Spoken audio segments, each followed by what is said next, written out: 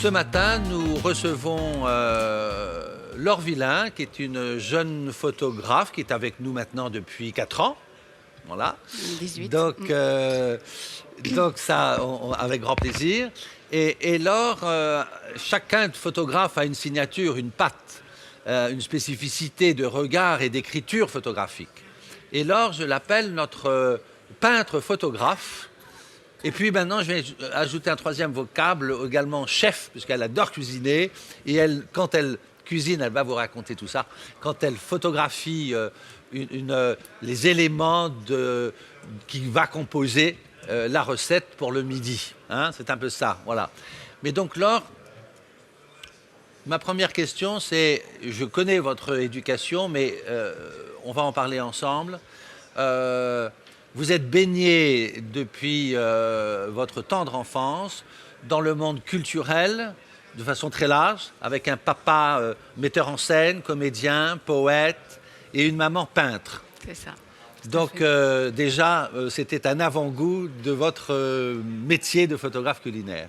Oui, tout à fait. C'est vrai que d'avoir 2 parents déjà artistes accomplis avant même ma naissance, le fait d'être né dans cette famille a forcément eu un impact très fort sur mon éducation et sur ma vie d'artiste d'aujourd'hui.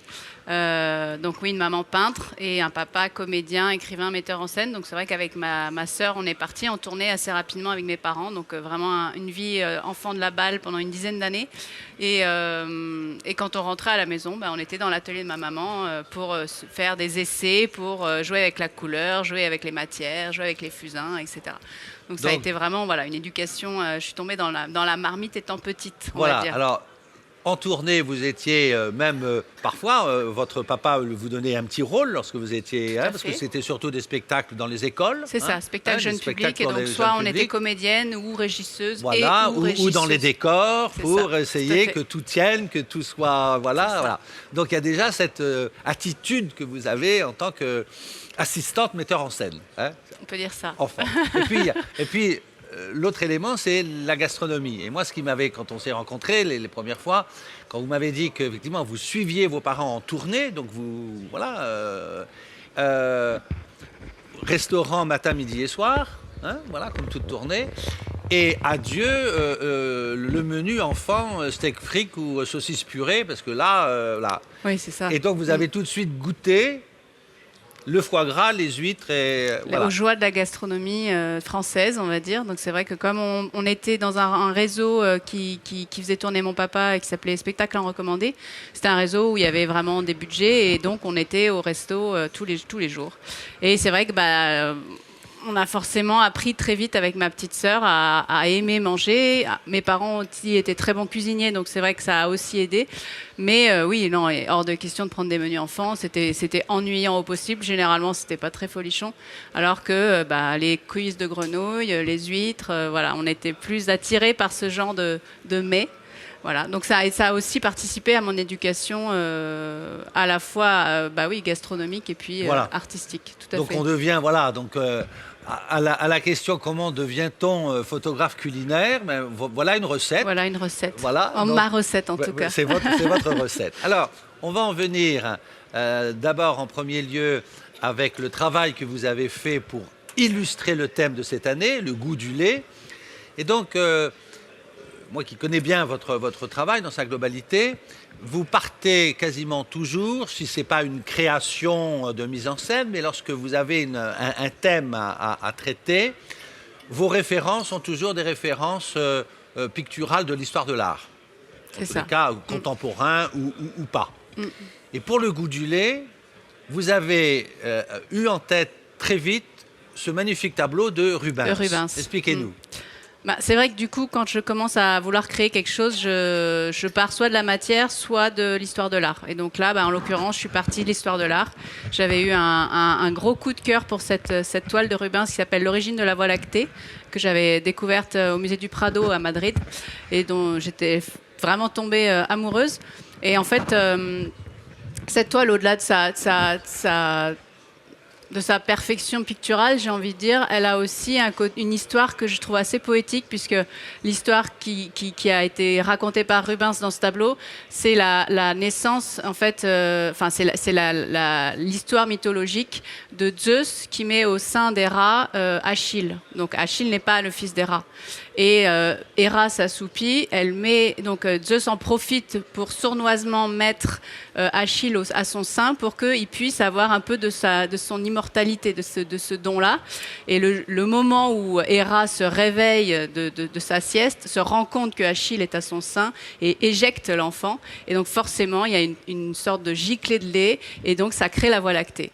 Voilà, et je trouvais ça superbement poétique et très inspirant. Et donc c'est un peu ça la genèse de la série. C'était d'abord la toile de Rubens. Alors, montrez-nous comment effectivement, dans votre cheminement intellectuel, au niveau des couleurs, des mouvements, on retrouve dans ce que vous nous avez fait les couleurs et ce mouvement de ce tableau de Rubens. Donc là, c'est la première de la série. Et donc, c'est vrai que si on observe, on va dire, la structure de couleur du tableau, j'ai vraiment essayé de m'appuyer sur ce même mouvement avec ce doré, ce rouge, ce bleu, et puis ce blanc qui jaillit et qui disparaît dans le bleu.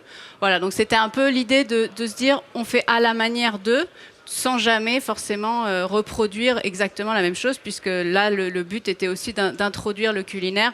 Et de toute façon, j'ai clairement pas le niveau de Rubens, donc c'était pas l'optique, c'était pas de refaire du Rubens, mais c'était quand même de s'appuyer sur ce paysage pictural pour ensuite, moi, venir créer mon histoire du goût du lait. Absolument. Alors, justement, donc là, on voit bien la référence de mouvement et chromatique par rapport au tableau de Rubens, mais il fallait aussi donc cet élément culinaire, le lait, selon vous. Et les framboises, alors comment sont arrivées sur vos créations les framboises et la crème de lait? Du coup, je fonctionne vraiment par souvenir, soit pictural, soit d'émotion. Et là, j'ai voulu en fait faire dialoguer deux émotions, donc cette émotion forte de cette toile de Rubens, et après j'ai cherché qu'est-ce qui était pour moi l'émotion la plus forte par rapport à cette thématique, et j'en suis revenue en fait à des étés très joyeux qu'on allait passer avec ma petite sœur chez ma tante qui avait une ferme dans la Creuse, et elle avait à la fois une ferme de chèvres et à la fois des champs de framboisiers, et donc en fait on allait là-bas plusieurs semaines dans l'été, on allait dans les champs de framboisiers le matin pendant qu'il faisait pas trop chaud pour ramasser les framboises. Donc on mettait les plus belles, les plus jolies dans des petites barquettes pour les vendre au marché. Les autres, on les mettait dans un seau pour en faire de la confiture. Quand on arrivait le midi, on mettait la confiture en cuisson. L'après-midi, on allait s'occuper des bêtes, donc on allait traire, etc. Et la fin de journée, on l'a passé dans la fromagerie et on fabriquait les fromages. Et donc, un peu la récompense ultime de cette journée de labeur, c'était de prendre un petit fromage frais tout juste moulé et de l'attraper et de le tremper dans la marmite de framboises chaudes. Et voilà, et c'était un régal. Et c'est devenu un souvenir ultra fort parce que ça a englobé à la fois ce plaisir gustatif intense, les odeurs de cet environnement, et puis les souvenirs joyeux avec ma tante, mes cousins, ma sœur. Enfin voilà. Donc en fait, j'ai essayé de faire dialoguer ces deux souvenirs, mais c'est comme ça que je fonctionne systématiquement, puisque sur les autres œuvres que j'avais créées, enfin les autres visuels que j'avais créés pour le FIPC, il y avait déjà ce dialogue entre art et gastronomie, toujours. Voilà. C'est votre ADN. C'est mon ADN. Hein, voilà, c'est la signature. Ce qu'on peut faire maintenant, c'est peut-être passer à vos travaux, à vos derniers travaux qu'on a en exclusivité pour le salon de la photo. Oui, vous les avez même terminés dans le train. J'ai fait l'editing dans le train juste avant d'arriver jeudi, donc c'est vraiment. Et donc voilà, c'est une très jolie histoire grecque. Puisque vous allez très souvent en Grèce, vos parents vivent en Grèce, votre sœur vit en Grèce, et donc vous allez les retrouver souvent. Voilà, ma maison de famille est en Grèce, du coup, j'ai la chance de pouvoir dire ça. Et donc là, on a pris des vacances en septembre avec mes parents et ma sœur, qui sont des êtres que j'apprécie énormément, et donc j'ai toujours plaisir, même adulte, à aller passer des vacances avec eux. Et on est allé sur l'île de Lesbos, que je connaissais pas du tout, dans une maison d'une amie de ma sœur qui était chanteuse. Et dans son jardin, il y avait un citronnier magnifique qui produisait énormément de citrons. Et moi, j'adore les citrons. En France, je trouve ça très rageant de voir le prix des citrons, parce que quand on en achète un, il faut presque faire un crédit tellement c'est cher. Par rapport à la Grèce, où on achète 1 kilo de citron pour 2 euros. Et donc dans ce jardin, il y avait donc ce citronnier. Et c'est vrai qu'en plus, j'ai une histoire avec le citronnier, les citrons et les agrumes en général, qui est pas facile parce que c'est une matière que j'ai jamais réussi à explorer, qui m'a toujours résisté. Donc ça arrive, il y a des matières qui sont difficiles, en tout cas pour moi. Et là, j'étais pas vraiment partie pour faire cette série parce que j'avais pas vraiment prévu de me mettre en mode shooting en vacances. Mais 2 jours avant, j'étais à la plage, j'avais fini ma session baignade et je commence à voir une sorte de bâche en plastique qui commence à flotter dans l'eau et à faire des mouvements comme ça. Et avec les rayons du soleil à ce moment de la journée, c'était magnifique. Il y avait des petits scintillements. J'avais pris mon appareil photo, donc j'ai passé 1 heure les pieds dans l'eau à faire des photos de ce plastique polluant qui, en général, et c'est ce que j'ai fait, c'est quelque chose que je ramasse, que j'enlève, que je vais mettre à la poubelle. Donc je fais ma série photo, voilà, les pieds dans l'eau. Et je me dis, waouh, il y a quand même là, il y a une matière qui est complètement intrigante. On ne sait plus très bien où on est. Donc j'ai ramassé le plastique, mais au lieu de le mettre à la poubelle, je l'ai embarqué avec moi dans la maison. Et 2 jours plus tard, je vois ce citronnier, ces petites oranges, ces petits citrons. Je me dis, ah, il y a quand même quelque chose à faire. Et en fait, je me suis appuyée sur ce que j'avais vécu sur la plage. Donc je suis allée chercher une bassine. De toute façon, j'avais rien en fait. J'avais pas de studio. Donc je suis partie chercher une bassine qui était bleue. Donc les reflets un peu bleus sont le fond de la bassine. Et j'ai mis ce bout de plastique dans la bassine avec les oranges. Et voilà. Et après, j'ai joué avec les citrons. Et les oranges et les citrons. Il y a des petits oranges et des petits citrons. D'accord. En fait. Voilà, là, on est sur les citrons, mais sur celle-ci, on est aussi sur des oranges. D'accord. Des mini oranges pas mûres. Et voilà. Et donc, j'ai exploré ces matières. Et voilà. Et en fait, je suis vraiment là pour le coup en lumière naturelle. Je suis sous le citronnier et je joue juste avec ma bassine. Alors, c'est vrai que généralement, quand on voit mes 7 studios, d'ailleurs, la preuve, c'est si vous voulez venir voir tout à l'heure, on se dit non, mais elle est complètement tarée. Enfin, il y a un truc, ça va jamais se faire. Enfin, ça va être moche, ça va pas être ça. Voilà. Et en fait, ce que je trouve à la fois complètement magique, mais même pour moi en tant qu'artiste, c'est qu'une fois qu'on a fait cette composition, il y a une sorte de magie de l'image qui se crée. Et généralement, je suis la première à être ultra surprise du résultat. Parce que, en fait, quand on voit le set de l'extérieur, on se dit ça ne pourra jamais donner quelque chose de très intéressant. Et puis en fait, en cherchant, en l'explorant, en allant un peu modifier les choses, sachant que là, j'ai pas fait de retouche du tout. Il n'y a pas de retouche. Moi, je fais pas de la retouche. C'est pas mon métier, donc je fais de la photo. Généralement, je shoot sur Lightroom en mode connecté et je vais simplement travailler un tout petit peu la luminosité, le contraste, mais je vais pas du tout m'amuser à déplacer des éléments ou remplacer des choses. Là, ça va vraiment être de la photo. Donc là, le résultat, c'est vous devant votre bassine, votre installation, une mise en scène, voilà, et puis vous shootez et le résultat est là, avec une lumière naturelle. Avec la lumière naturelle, c'est ça, exactement. C'est là où la création est quand même magique parce que le résultat est absolument sublime. Il y a un point aussi sur lequel on retrouve sur vos travaux, c'est le mouvement. C'est ça. Je sais que après votre enfance, vous êtes resté dans le milieu du spectacle, dans un cirque, dans la danse, etc. Donc là, ça vous a aussi marqué. Et donc, il y a toujours un mouvement dans vos photos. Oui, c'est important pour moi c'est vrai que je viens du spectacle, j'ai commencé la photo par le spectacle, faire de la photo de danse, puis après de cirque contemporain. Et donc je suis très attachée au mouvement et c'est ce qui m'éclate le plus. Et donc j'essaie toujours dans mes photos, même en culinaire et donc même face à des objets qu'on appelle inertes, de mettre du mouvement. Et en fait, une fois qu'on est connecté à ce qu'on prend en photo, et notamment dans le culinaire. C'est aussi pour ça que j'aime vraiment cet environnement. En fait, on est sur du vivant parce que tout ce qu'on va manger, tout ce qu'on va voir dans la nature, c'est vivant et donc c'est forcément en mouvement. Donc le fait de dire que c'est inerte, je suis pas tout à fait d'accord parce qu'en fait, il y a naturellement dans ces éléments, il y a du vivant, donc il y a du mouvement.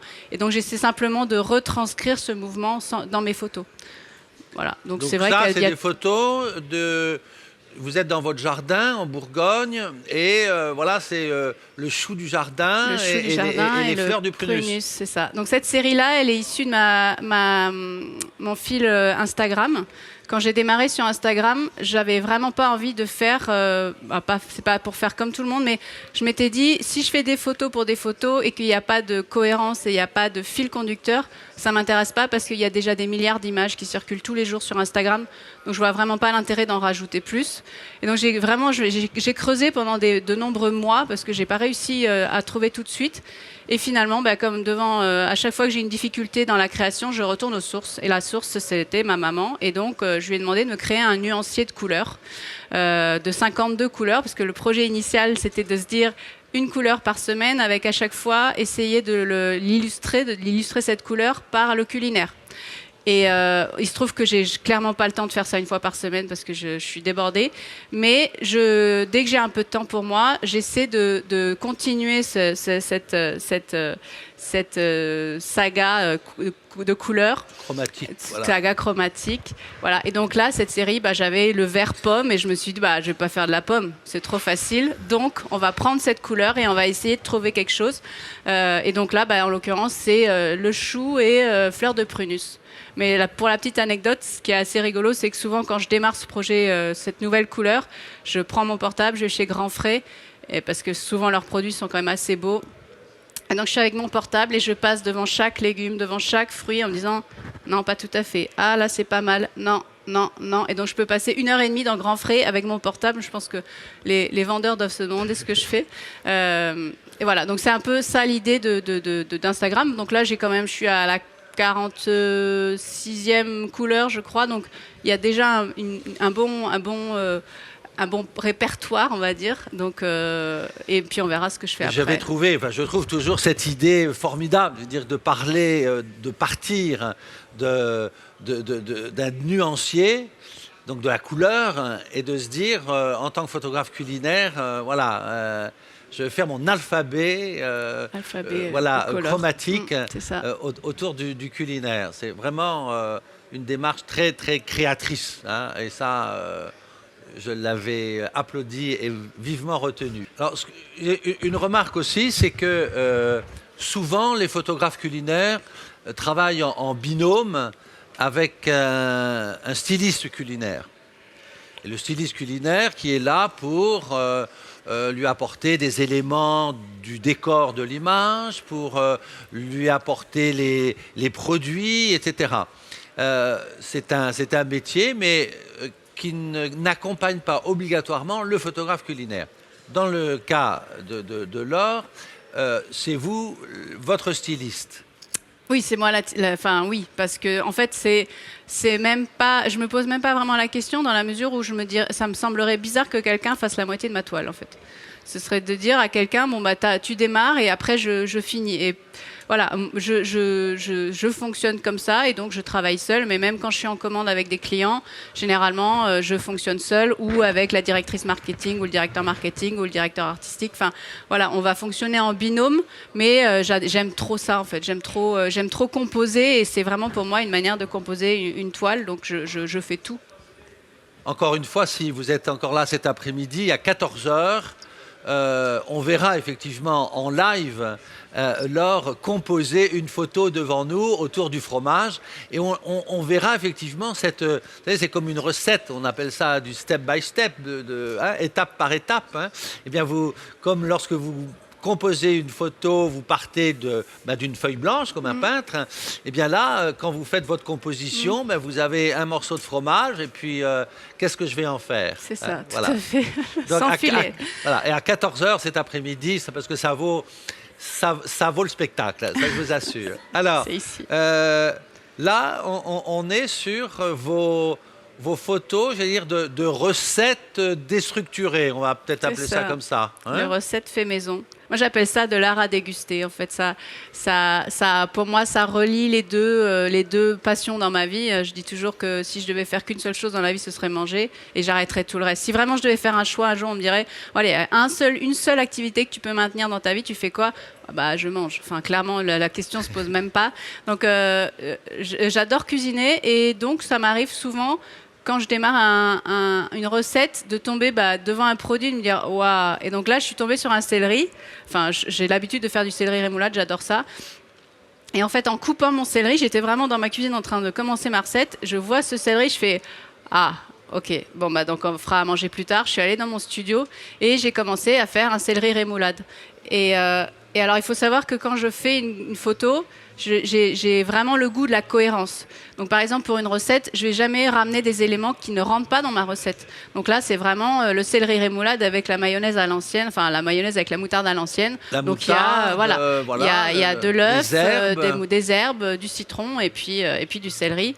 Et voilà. Et donc j'ai essayé de composer plusieurs visuels autour du céleri rémoulade fait maison, mais à la façon d'un peintre. Et donc, l'image culinaire d'une des raisons, a énormément évolué parce que l'attitude vis-à-vis du produit photographié est complètement différente aujourd'hui. Donc oui, puis pour la petite anecdote, c'est vrai que moi je suis en Bourgogne, donc je suis vraiment sur la route des grands crus. Donc je travaille de plus en plus et très régulièrement avec le monde du vin, donc des caves coopératives, des vignerons, des domaines, etc. Donc souvent ils font appel à moi pour faire des visuels de réseaux sociaux autour du vin. Donc on crée des visuels où j'apporte ma spécificité de photographe culinaire pour faire les accords mets et vins. Et pour la petite anecdote, il y a quelqu'un qui m'a demandé de faire 2 box découvertes, apéro et barbecue. Eh ben, je peux vous assurer qu'on a fait l'apéro et le barbecue. On a tout installé, les 7 studios. On a fait la photo. On a dit c'est bon, elle est validée. Après, on a fait l'apéro pour de bon. C'est-à-dire qu'avec la directrice marketing, les stagiaires, les